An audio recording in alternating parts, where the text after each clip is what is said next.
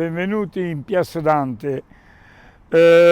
Piazza Dante che è un po' la visione di quello che è l'Italia. Nei tempi passati Richard Patton voleva avere di più la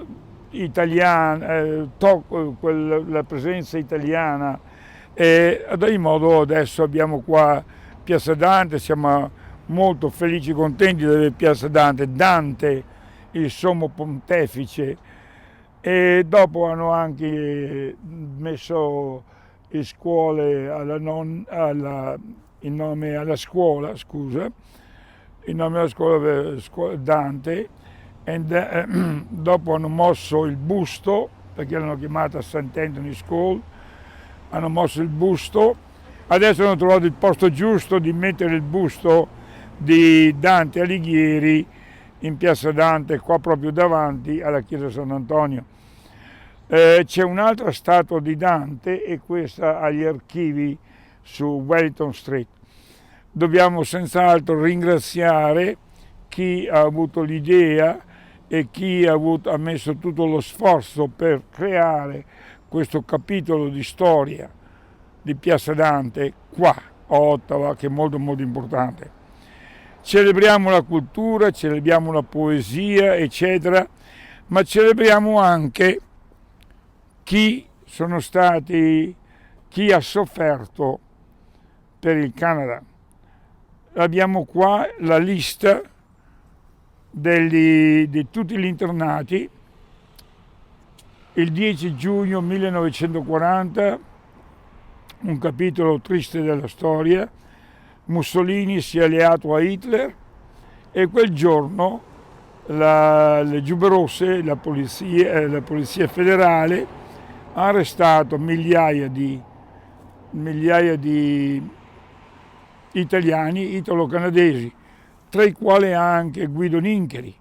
Guido Nincheri quel giorno era a Baie-Comeau, stava facendo gli affreschi della chiesa Saint-Amélie. La polizia è andata là, l'ha arrestato per lasciarlo libero dopo 3 mesi.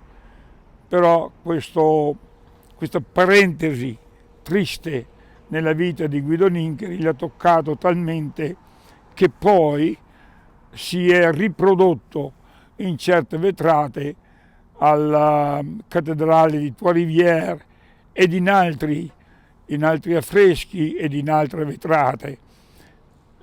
Questa è stata una parentesi molto triste della vita di Guido Nincheri. Ma ritorniamo qua adesso a Piazza Dante, dove abbiamo anche il monumento agli alpini. Alpini, naturalmente, Alpini è diciamo così, la parte dell'esercito italiano che ha combattuto nelle Alpi, e naturalmente la difesa delle Alpi, la difesa dell'Italia dipendeva dalla conquista delle Alpi, ed ecco che hanno anche eretto il monumento agli alpini qua di Ottawa, che sono stati sempre molto presenti. Abbiamo anche un asilo, un monastero, e là c'è anche una sala sociale, ed ecco la chiesa, la scuola San Antonio. Allora, se voi visitate Piazza Dante potrete vedere il muro commemorativo, chi sono stati internati e chi è morto per difendere il Canada.